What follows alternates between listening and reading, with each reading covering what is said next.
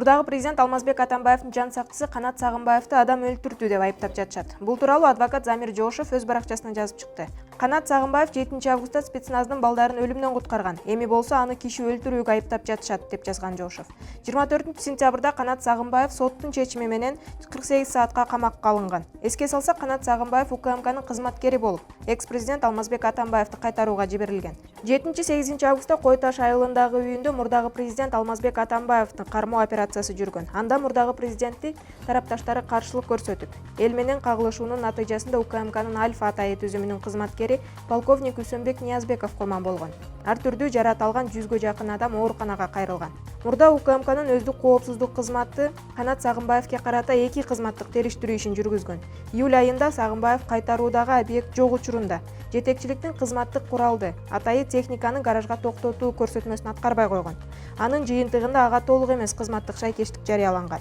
Кызматтык териштирүүнүн жыйынтыгында Канат Сагынбаев кызматтык дал келбестик беренесинин негизинде коопсуздук органдарынан бошотулду деп жазылат атайы кызматтын маалыматында.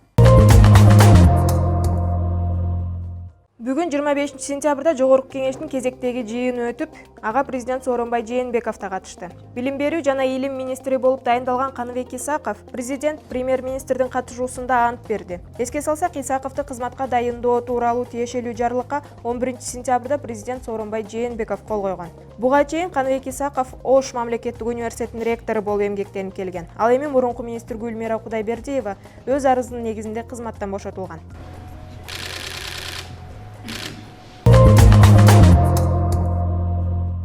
Москва облусунда 54 жаштагы кыргызстандык чогуу жашаган аялды өлтүргөн деп шектелүүдө. Маалыматка караганда августтун акырында Москва облусунда унаа токтотуучу жайдын аймагынан 51 жаштагы кыргызстандык аялдын сөөгү табылган. Экспертиза аны киши колду болуп өлгөнүн аныктаган. Аялды муунтуп өлтүрүшкөн. Факт боюнча адам өлтүрүү беренеси менен кылмыш иши козголгон. Шектүү катары 50 жаштагы Адам кармалды. Ал Ош облусунун тургуну болуп чыкты деп айтылат маалыматта. Алдын ала маалыматка таянсак, шектүү аял менен уруша кетип муунткан. Урушка кызганыч себеп болгон. Шектүү из жашырып качып кетип, ага издөө жарыяланган болчу.